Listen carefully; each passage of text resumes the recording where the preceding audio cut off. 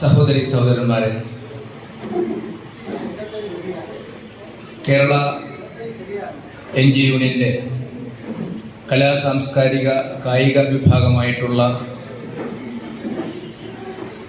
സംഘസംസ്കാരയുടെ NG യൂണിയൻ്റെ north ജില്ലയുടെ കലാ സാംസ്കാരിക വിഭാഗമായിട്ടുള്ള സംഘസംസ്കാരയുടെ ആഭിമുഖ്യത്തിലാണ് കേരളത്തിൻ്റെ മഹാപ്രതിഭയായിട്ടുള്ള ആയിരുന്നു MGയുടെ അനുസ്മരണം സംഘടിപ്പിച്ചിട്ടുള്ളത്.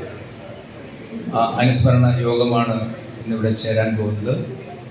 ഈ അനുസ്മരണ യോഗത്തിൻ്റെ അധ്യക്ഷനായി യൂണിയൻ്റെ ജില്ലാ പ്രസിഡന്റ് സഹു PK വിനുമാസനോട് അഭ്യർത്ഥിക്കുന്നു. അനുസ്മരണവും സ്വാഗതവും പറയുന്നതിനായിട്ട് കേരള NG യൂണിയൻ്റെ സംസ്ഥാന കമ്മിറ്റി അംഗവും ജില്ലാ സെക്രട്ടറിയുമായിട്ടുള്ള സഖാവ് KM സക്കീറിനെ ആദരപൂർവ്വം ക്ഷണിച്ചുകൊള്ളുന്നു. അനുസ്മരണം.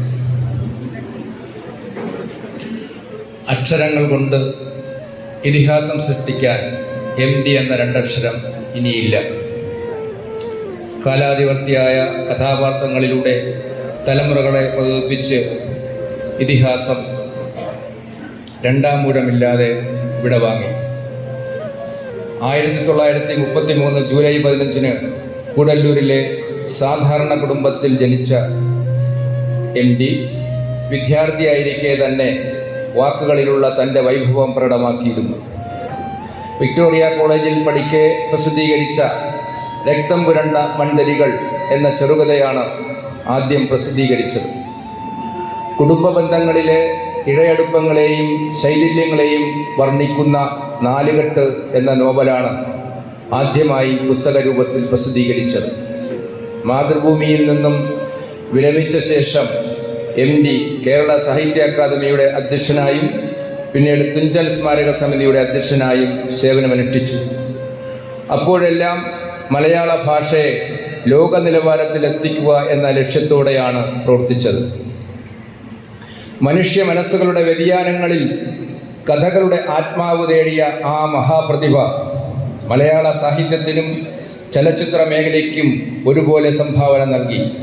അർഹിക്കുന്ന എല്ലാ അംഗീകാരങ്ങളും അദ്ദേഹത്തെ തേടിയെത്തി. 1995 MD ജ്ഞാനപീഠം പുരസ്കാരം മലയാള മണ്ണിലെത്തി. 2005 പത്മഭൂഷൺ നൽകി രാജ്യം അദ്ദേഹത്തെ ആദരിച്ചു. മലയാളികളുടെ ഹൃദയത്തിൽ ചിരപ്രതിഷ്ഠം നേടിയ രണ്ടാമൂഴം എന്ന നോവലിന് വയലാർ അവാർഡും 4 കെട്ട് കേരള സാഹിത്യ അക്കാദമി അവാർഡും കാലം എന്ന നോവലിന് കേന്ദ്ര സാഹിത്യ അക്കാദമി അവാർഡും ലഭിച്ചു. MD ആദ്യമായി സംവിധാനം ചെയ്ത നിർമാല്യം എന്ന സിനിമ 1973 ഏറ്റവും നല്ല ചലച്ചിത്രത്തിനുള്ള ദേശീയ പുരസ്കാരം നേടി. MD തിരക്കഥ എഴുതിയ ഒരു വടക്കൻ വീരഗാഥയും സുഹൃതവും പെരുന്തച്ഛനും പഞ്ചാഗ്നിയും സദൈവും മലയാള സിനിമാ ചരിത്രത്തിലെ നാഴികക്കല്ലായി മാറിയ സിനിമകളായിരുന്നു.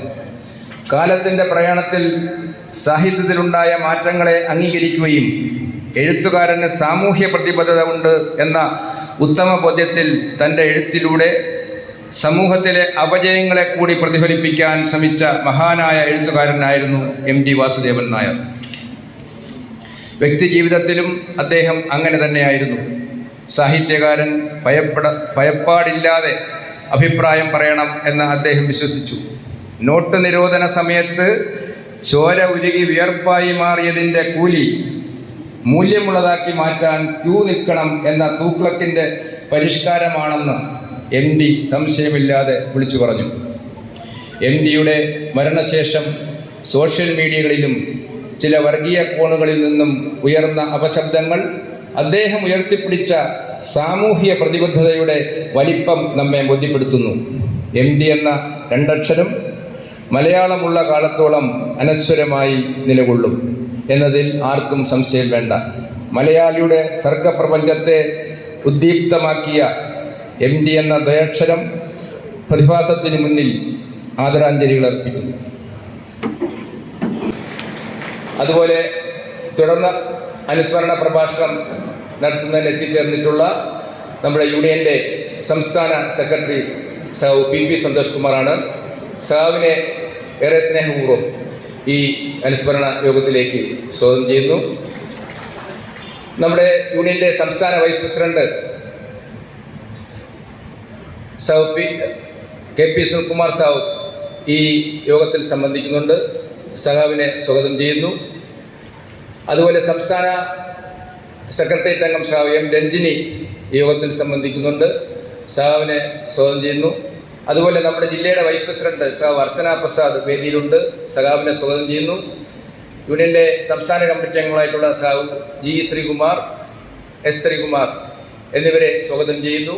ഈ അനുസ്മരണ പ്രഭാഷണവും തുടർന്ന് നമുക്ക് പ്രദർശിപ്പിക്കുന്ന നിർമാല്യം എന്ന സിനിമയും കാണുന്നതിന് വേണ്ടിയും ഈ അനുസ്മരണ പരിപാടി വിജയിപ്പിക്കുന്നതിനും നമ്മുടെ ജില്ലയുടെ വിവിധ ഭാഗങ്ങളിൽ നിന്ന് എത്തിച്ചേർന്നിട്ടുള്ള എല്ലാ സാംസ്കാരിക മണ്ഡലത്തിൽ സജീവമായിട്ടുള്ള സാന്നിധ്യമായി നിൽക്കുന്ന നമ്മുടെ യൂണിയൻ്റെ എല്ലാ സഖാക്കളെയും, അതുപോലെ ഇതുമായി ബന്ധപ്പെട്ട് സഹകരിച്ച് വന്നിട്ടുള്ള നമ്മുടെ സാംസ്കാരിക പ്രവർത്തനങ്ങൾ നടത്തുന്നതിന് വേണ്ടി സഹായകരമായി വന്നിട്ടുള്ള എല്ലാവരെയും ഞാൻ ഈ അനുസ്മരണ പ്രഭാഷണത്തിലേക്ക് സ്നേഹാദപൂർവ്വം എല്ലാവരെയും ഒരിക്കൽ കൂടി സ്വാഗതം ചെയ്തുകൊണ്ട് എൻ്റെ കൃതജ്ഞത ലഭിക്കും.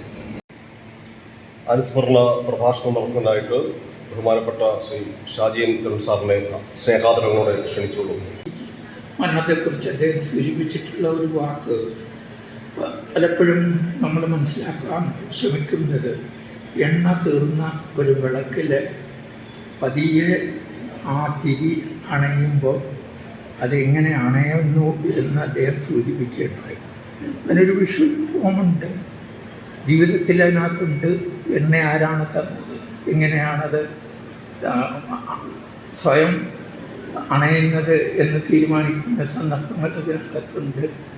അപ്പം എണ്ണ തീർന്ന തിരി അണയുന്ന വിധം അതിന് വാതകയായിട്ട് നിൽക്കുന്ന കാറ്റുണ്ടാവാം, അതല്ലെങ്കിൽ അതിനകത്തൊരു വാസനയുണ്ടാവാം, അതും അല്ലെങ്കിൽ ഒരു പക്ഷേ ഇരുട്ടത്താണെങ്കിൽ പൊതുവായിട്ട് എണ്ണ കിട്ടാത്ത സന്ദർഭങ്ങളിൽ അത് മൊത്തം ഇരുട്ടായിട്ട് മാറുന്ന സന്ദർഭങ്ങളുണ്ടാകും. അതൊക്കെ ഒരു ചലച്ചിത്രകാരന് ചിന്തിക്കാവുന്ന സന്ദർഭങ്ങളാണ്. അപ്പം ഇത് തന്നെയാണ് ശരീരത്തെക്കുറിച്ച് അദ്ദേഹം പറഞ്ഞിട്ടുള്ള ചില കാര്യങ്ങൾ. ശരീരം എന്താണെന്ന് ചോദിച്ചു കഴിഞ്ഞാൽ അദ്ദേഹം പെട്ടെന്ന് ശാസ്ത്രമായിട്ടത് ബന്ധപ്പെടുത്തി. അത് ഒരു ആറ്റം എന്ന് പറയുന്നത് അത് അണുക്കളായിട്ട് അപ്രത്യക്ഷമാകുന്ന അവസ്ഥയാണ്. ശരീരം തന്നെ ആറ്റം മരിക്കുന്നില്ല, അത് എക്സിസ്റ്റ് ചെയ്യുന്നുണ്ട്. പക്ഷെ ശരീരം അതിൽ ആ ചെറിയ ബിന്ദുവായിട്ടോ അല്ലെങ്കിൽ ചെറിയ രൂപമായിട്ടോ മാറുന്നു എന്ന് പറയുന്നത് വളരെ വ്യത്യസ്തമായിട്ടുള്ള മരണം അദ്ദേഹത്തെ വേദനിച്ചിട്ടില്ല, അദ്ദേഹം അയാളെ വേദനിച്ചിട്ടില്ല. കാരണം ജീവിതം അയാളെ സ്നേഹിച്ചിട്ടില്ല എന്ന് പറയുന്നത്. ജീവിതം എന്തുകൊണ്ട് ആ വ്യക്തിയെ സ്നേഹിച്ചില്ല എന്ന വഴികളുണ്ട്. പല അർത്ഥത്തിൽ ഒരു ചലച്ചിത്രകാരനോ അല്ലെങ്കിൽ കാഴ്ചക്കാരനോ പാട്ടുകാരനോ നമുക്ക് അത് കണ്ടെത്താവുന്ന സന്ദർഭങ്ങൾ വളരെയധികം ആണ് എന്നുള്ളതാണ്. പിന്നെ മരണം പിറവി പോലെ തന്നെ ജീവിതത്തിന് ഒരു പ്രധാന ചടങ്ങാണ്, അതൊരാഘോഷമാണ്. അല്ലെങ്കിൽ ആ ചടങ്ങെന്ന് പറയുന്നത് എന്താണ്? അപ്പം മരണം ആ ഒരു ചടങ്ങാണ്. നമ്മൾ മരണത്തെക്കുറിച്ച് നമ്മൾ പറയാറുണ്ട്, അത് ഒരു സംസ്കാരമാണ്. അദ്ദേഹത്തിൻ്റെ മരണത്തിന് മുമ്പോട്ട് പോകുമ്പോൾ അദ്ദേഹത്തിൻ്റെ സംസ്കാരത്തിന് ഞാൻ പോയി എന്ന് പറയാറുണ്ട്. എന്തുകൊണ്ടാണ് ആ സംസ്കാരത്തെക്കുറിച്ച് നമ്മളവിടെ സന്തോഷവാനായിട്ട് ആ സംസ്കാരം എന്ന് പറയുന്നത്, നമ്മുടെ സംസ്കാരം എന്ന് പറയുന്നതും ഒരു വെസ്റ്റേൺ സംസ്കാരം എന്ന് പറയുന്നതും രണ്ട് ശാസ്ത്രത്തിൻ്റെ പോയിന്റിൽ നിന്ന് നമ്മൾ നോക്കുകയാണെങ്കിൽ നമ്മുടെ അറിവ് വെച്ചിട്ട് നമ്മൾ തോന്നുകയാണെങ്കിൽ ഞാനെന്ന വ്യക്തി അല്ലെങ്കിൽ ഞാനെന്ന ഭാവം ഇല്ലാതായി എന്ന് മാത്രം നമ്മൾ ആലോചിക്കേണ്ട ഒരു സന്ദർഭം കൂടി ഇവിടെ ഉണ്ട് എന്നുള്ളതാണ്. അപ്പം ഈ മഞ്ഞിൽ എനിക്ക് അനുഭവിച്ചിട്ടുള്ള ആ ഷൂട്ടിങ്ങിന് ഞാൻ ക്യാമറമാനായിട്ട് നിൽക്കുമ്പോഴേ എൻ്റെ ഏറ്റവും അടുത്തായിട്ടായിരിക്കും നിൽക്കുന്ന, വേറെ ആർക്കും കാണാനുമില്ല. ലൈറ്റുകൾ വെച്ച് നിൽക്കുമ്പോൾ വലിയ വലിയ ലൈറ്റുകൾ ഉപയോഗിച്ച് വർക്ക് ചെയ്യുന്ന സമയത്ത് അതിൻ്റെ ബ്രൈറ്റ്നെസ്സിൽ ഞങ്ങൾ വാസ്തവത്തിൽ കടം ചോദിച്ച ഒരു സായാഹ്നത്തെക്കുറിച്ചിട്ടാണ് ഈ നമ്മൾ തിരിച്ചറിയുന്നത്. അപ്പം ആ സായാഹ്നം ബാക്കിയുണ്ട്. അതായത് ഇനിയും നമുക്ക് കാണാനുള്ള ഒരു സന്ദർഭം. ഒരു നടൻ അതെങ്ങനെയാണ് സൂചിപ്പിക്കുന്നത്? കടം ചോദിച്ച് അയാൾക്ക് സമയമെടുക്കാം, അയാളുടെ കണ്ണുകൾ ഉപയോഗിക്കാം, അതല്ലെങ്കിൽ അയാളുടെ കൈകൾ ഉപയോഗിക്കാം. ഒരുപക്ഷെ അയാളുടെ നോട്ടത്തിന് എങ്ങനെയാണത് ഉപയോഗിക്കപ്പെടേണ്ടതെന്ന് ചിത്രീകരിക്കാം എന്ന് പറയുമ്പം കടം ചോദിച്ച ഒരു സായനത്തെക്കുറിച്ച് നമ്മൾ ആലോചിക്കുകയാണെങ്കിൽ അതിനകത്ത് രണ്ട് കാര്യമുണ്ട്. ഒന്ന്, അത് ഭൂതകാലമാണ്, പറയുന്നത് വർത്തമാനകാലത്തിലാണ്. ഇപ്പോൾ ഭൂതകാലത്തെക്കുറിച്ചിട്ടുള്ള ആ കേൾവി കേൾക്കുന്ന ആ വ്യക്തി എന്ന് പറയുന്നത് അതിനെ എങ്ങനെ അത് മനസ്സിലാക്കി എന്നുള്ളതാണ്. അപ്പോൾ ഇത് രണ്ടും വേറൊരർത്ഥത്തിലൊരു കെമിസ്ട്രിയാണ്. ഈ കെമിസ്ട്രി എങ്ങനെ കൈകാര്യം ചെയ്യുന്നു എന്നുള്ളത് അദ്ദേഹം എഴുതി വച്ചിരുന്ന സന്ദർഭത്തിനേക്കാൾ ഭംഗിയായിട്ട് ഈ വ്യക്തികൾ അല്ലെങ്കിൽ നടീനടന്മാർ അഭിനയിക്കുമ്പോൾ അത് എഴുതി വെച്ച വ്യക്തി ഈ ഏകാന്തതയിലേക്ക് ചുരുങ്ങുകയും ആ ഏകാന്തത എന്ന് പറയുന്നത് വീണ്ടും ശൂന്യമായിട്ട് മാറുകയും ചെയ്യുന്നു എന്നാണ് ഞാൻ ധരിച്ചിരുന്നത്. അതിൻ്റെ അടിസ്ഥാനപരമായിട്ട് ഉള്ള ഉത്തരം നമുക്ക് കിട്ടുന്ന അദ്ദേഹത്തിൻ്റെ മാറി നിന്ന് കരയുന്ന, ആരും കാണാതെ കണ്ണുനീർ വരുന്ന ഇത് ഒപ്പിക്കളയുന്ന സന്ദർഭമാണ് ഞാൻ കണ്ടിട്ടുള്ളത്. അപ്പം ഇത് ഈ അവിടെ ചെല്ലുമ്പം നമുക്ക് മനസ്സിലാക്കാൻ സാധിക്കുന്ന, അല്ലെങ്കിൽ മഞ്ഞുകാലത്ത് നമുക്ക് മനസ്സിലാക്കാൻ സാധിക്കുന്നത്, മഞ്ഞൊരു കാലത്തെയാണ് സൂചിപ്പിക്കുന്നത് എങ്കിലും ഈ മഞ്ഞ് സീസൺ കഴിഞ്ഞാലും ഇത് ഒട്ടിപ്പിടിച്ചിരിക്കുന്നത് പാറ കഷ്ണങ്ങളുടെ മുകളിലായിരിക്കും. അത് കുറേ കഴിയുമ്പോഴേ അത് ഉരുവുള്ളൂ.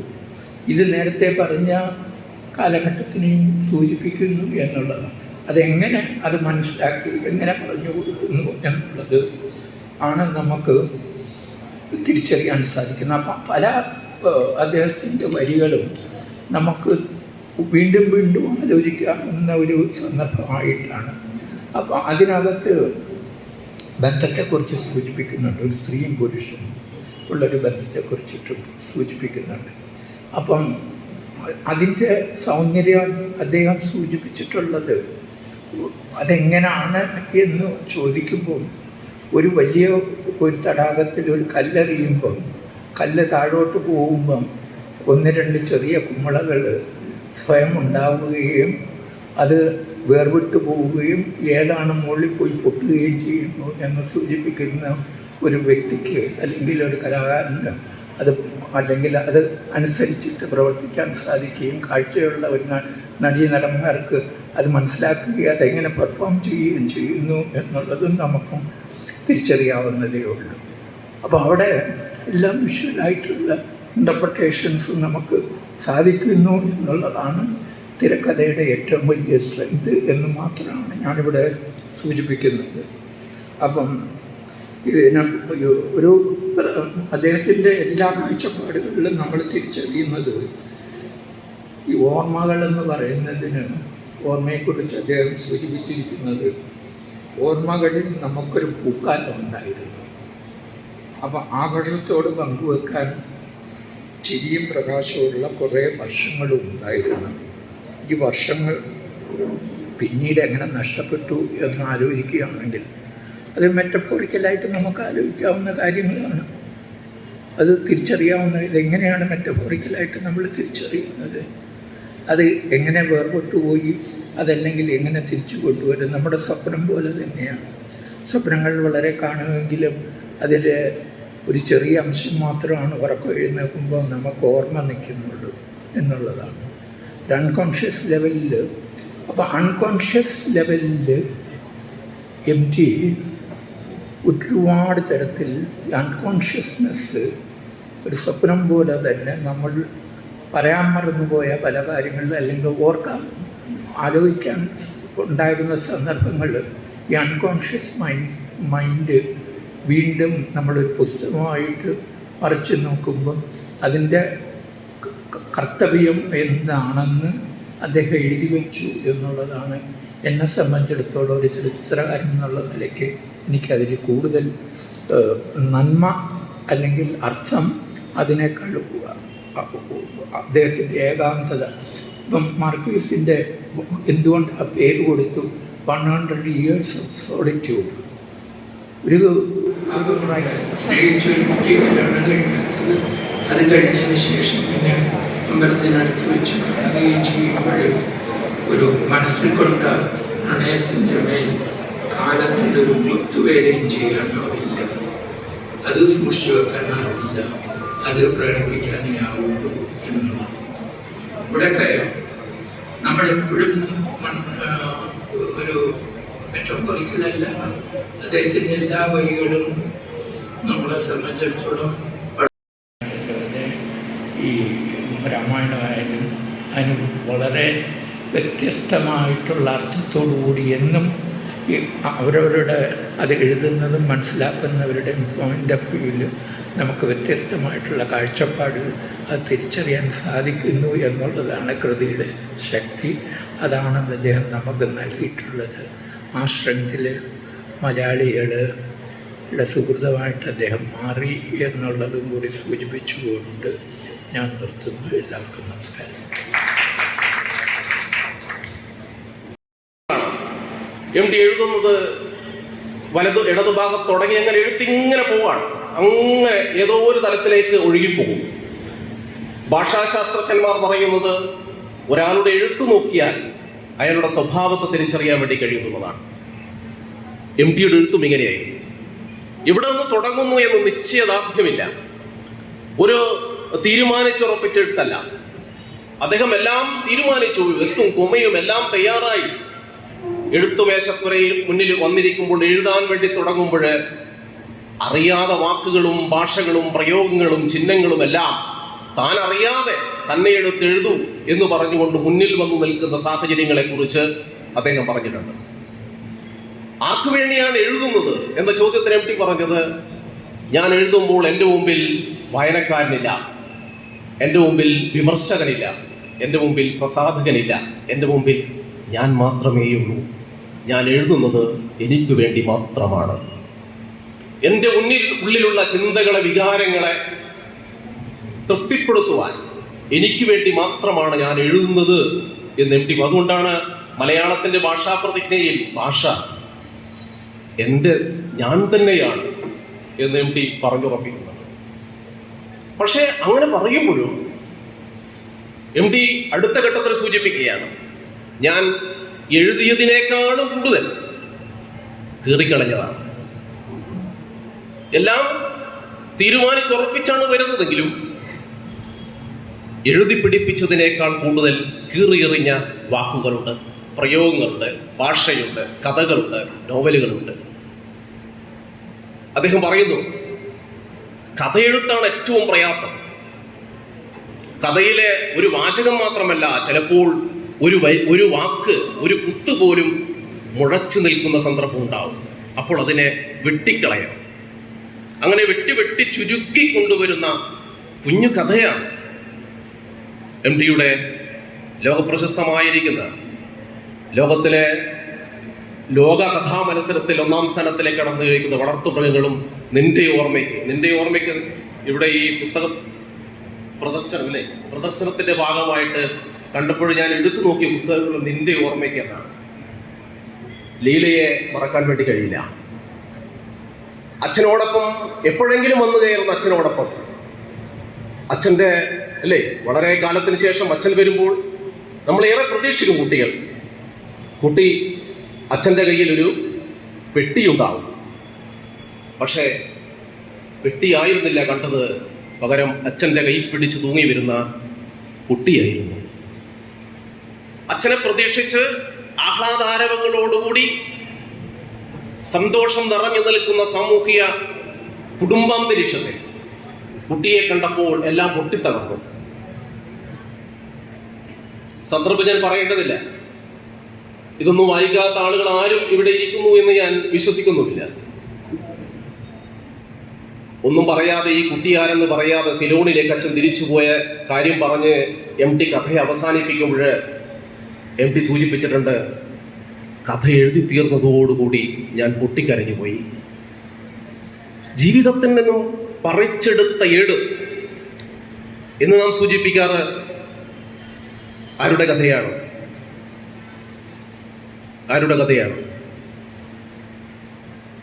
ചോദ്യം നിങ്ങളോടല്ല, എന്നോട് തന്നെയാണ്. ബഷീറിന്റെ കഥയാണ് അല്ലേ? ബാല്യകാലസഖിയെ കുറിച്ച് MT ഇപ്പോൾ പറഞ്ഞത് ഇത് കഥയല്ല, ഇത് ജീവിതത്തിൽ നിന്നും പറിച്ചു ചിന്തിയിരിക്കുന്ന ഒരു ഏടാണ്. MTയെ കുറിച്ചുള്ള ആരോപണം അതാണ്. നിങ്ങൾ സ്വന്തക്കാരെ കുറിച്ച് കഥ എഴുതുന്നു, നിങ്ങൾ നിങ്ങളുടെ കുടുംബത്തെ കുറിച്ച് കഥ എഴുതുന്നു. MT പറയുന്നു, എനിക്ക് കൂടല്ലൂരില്ലാതൊരു ലോകമില്ല. അമേരിക്കയിൽ പോയാലും ഞാൻ കൂടല്ലൂരുകാരനാണ്. വള്ളുവനാടൻ ഭാഷ മലയാള സാഹിത്യത്തിന്റെ മഹനീയമായിരിക്കുന്ന പദത്തിലേക്ക് ഉയർത്തുകയും ഒരു കസേര വലിച്ചിട്ട് ഇതെന്റെ സംഭാഷണമാണ് എന്ന് പറയുവാനുള്ള ദാർഢ്യം മലയാള ഭാഷയിൽ നേടിയെടുത്ത മഹാനുഭാവനാണ് MT വാസുദേവൻ നായർ.